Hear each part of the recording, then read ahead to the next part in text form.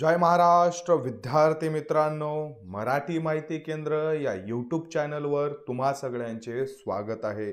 विद्यार्थी मित्रांनो, वैद्यकीय शिक्षण आणि औषधी द्रव्य जो विभाग आहे DMER यांच्यामध्ये 18 फेब्रुवारी 2025 रोजी एक खूपच महत्त्वाची अधिसूचना जी आहे ती प्रसिद्ध करण्यात आलेली आहे। काय आहे त्याची डिटेल्समध्ये माहिती ती आपण व्यवस्थितरित्या पाहणार आहोत। विद्यार्थी मित्रांनो, अधिक वेळ न घालता आपण डायरेक्टली व्हिडिओला सुरुवात करत आहोत। जर तुम्ही चॅनलवरती नवीन असाल तर चॅनलला सबस्क्राइब करा आणि व्हिडिओला लाईक करायला विसरू नका। तर बघा, वैद्यकीय शिक्षण व औषधी द्रव्य विभागाच्या अधिपत्याखाली शासकीय वैद्यकीय दंत आयुर्वेदिक होमिओपॅथिक आणि महाविद्यालय व रुग्णालय, बघा इथं एक महत्त्वाची माहिती म्हणजे DMER जो विभाग आहे तो पदभरती शासकीय वैद्यकीय महाविद्यालय असतील किंवा डेंटल कॉलेज असतील किंवा आयुर्वेदिक कॉलेजेस असतील, त्याचबरोबर होमिओपॅथिक महाविद्यालय असतील आणि त्याला संलग्नीय जे रुग्णालय असतील त्यांच्यामध्ये आणि मानसिक आरोग्य केंद्र जे आहेत या विभागाअंतर्गत गट क चे तांत्रिक आणि अतांत्रिक, ग्रुप सी चे टेक्निकल आणि नॉन टेक्निकल जे काही पद आहेत परिचर्या संवर्गातील ते रिक्त पद सरळ सेवेने भरले जातात। 2023 मध्ये TCS द्वारे ही पदभरती जी आहे ती 12 जून पासून ते 20 जून या कालावधीमध्ये आपल्या महाराष्ट्र राज्यामध्ये विविध जिल्ह्याच्या ठिकाणी घेण्यात आलेली होती आणि त्याच्या रिलेटेडच ही जी अधिसूचना आहे ही प्रसिद्ध करण्यात आलेली आहे। सदर परीक्षेतील गुणवत्ता यादीमधील जे पात्र ठरलेले उमेदवार आहेत त्यांना नियुक्तीचे आदेश निर्गमित करण्यात आलेले होते आणि सदर नियुक्ती आदेशानुसार उमेदवार नियुक्तीच्या ठिकाणी रुजू झालेले नाहीत। बघा, आता विद्यार्थी मित्रांनो, DMER आणि DHS दोन्ही पदभरत्या निघालेल्या होत्या आणि असे बरेचसे विद्यार्थी आहेत जे विद्यार्थी DMER आणि DHS या दोन्ही विभागामध्ये पात्र ठरलेले आहेत, त्यांचं सिलेक्शन झालेलं आहे। असे बरेच विद्यार्थी आहेत ज्यांनी DHS म्हणजेच सार्वजनिक आरोग्य विभागामध्ये जॉईन केलेला आहे आणि त्यांचा DMER मध्ये सुद्धा नंबर लागलेला आहे। त्यामुळे त्यांना नियुक्ती आदेश दिलेले असून सुद्धा त्यांनी जॉईनिंग केलेली नाहीये, ते नियुक्त झालेले नाहीयेत।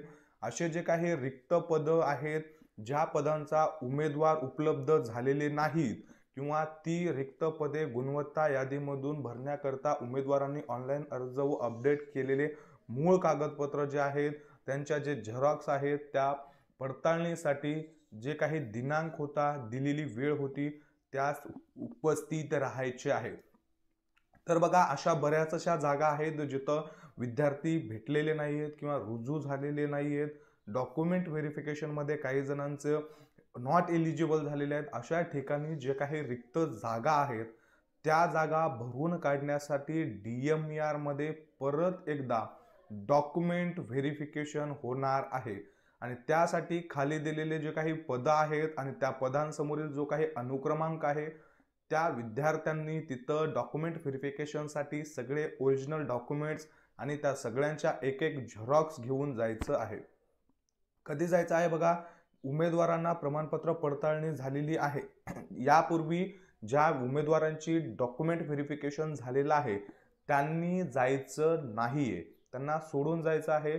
17 ऑक्टोबर 2023, 1 नोव्हेंबर 2023 आणि 29/4/2024, 2/5/2024 आणि त्यानंतर 10 डिसेंबर 2024 या काळामध्ये जे काही डॉक्युमेंट व्हेरिफिकेशन झालेले आहेत, बघा 5 वेळेस डॉक्युमेंट व्हेरिफिकेशन झालेले आहेत आणि या डॉक्युमेंट व्हेरिफिकेशनच्या वेळी तुम्हाला बोलवण्यात आलेलं होतं पण तुम्ही गेला नव्हतात, अशा विद्यार्थ्यांनी सुद्धा यावेळेस डॉक्युमेंट व्हेरिफिकेशनला जायचं नाहीये।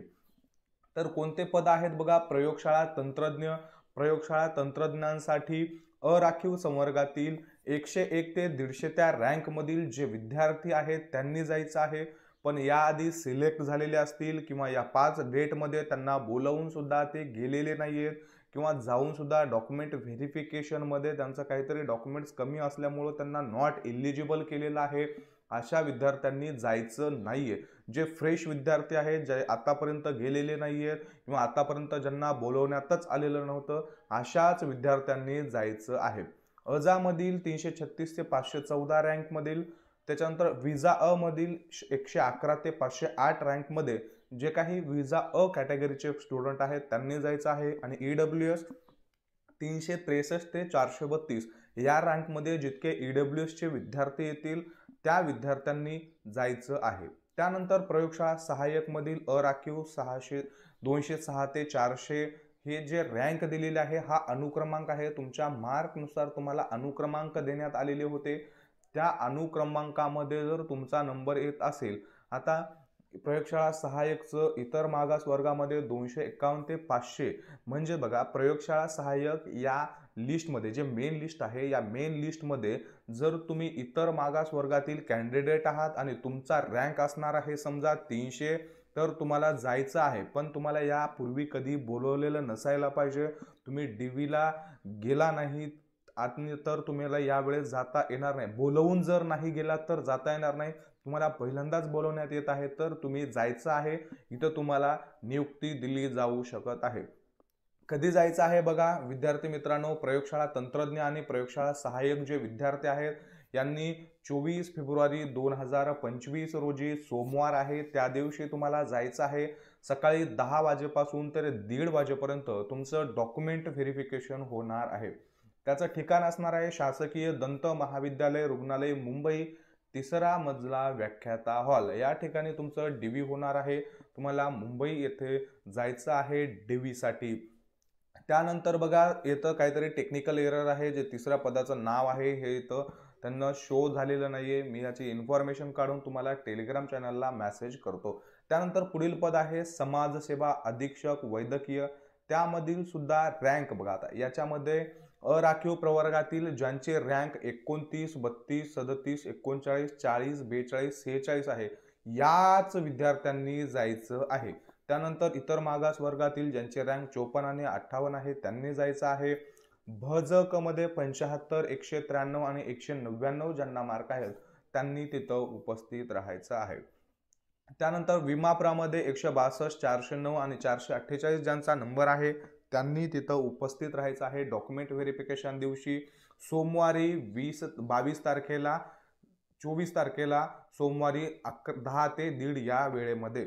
काय महत्त्वाची माहिती आहे की अराखीव जे प्रवर्ग आहेत या अराखीव प्रवर्गामधील नमूद केलेल्या गुणवत्ता क्रमांकावरील सर्व प्रकारचे अराखीव असतील किंवा बाकीच्या जे कॅटेगरी असतील त्या कॅटेगरीने जे उमेदवार आहेत त्या सगळ्यांचा त्याच्यामध्ये समावेश येणार आहे. अराखीव म्हणजे सगळ्या कॅटेगरीमधील जे विद्यार्थी आहेत त्यांचा तिथं समावेश येणार आहे.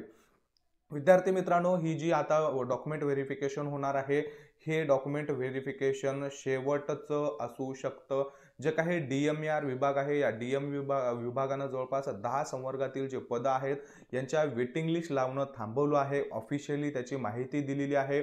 आणि त्याच्यानंतर आता जवळपास 2-3 कॅटेगरीचे आता जवळपास अजून 16 संवर्गातील पदं बहुतेक तर रिलीज झाले होते. तर आता 6 वेगवेगळ्या संवर्गातील पदांचं आज प्रोसेस चालू आहे. आणि ही जी माहिती आहे किंवा ही जे डॉक्युमेंट व्हेरिफिकेशन आहे हे शेवटचं असू शकतं. यानंतर तुम्हाला DVला बोलवलं जाणार नाहीये.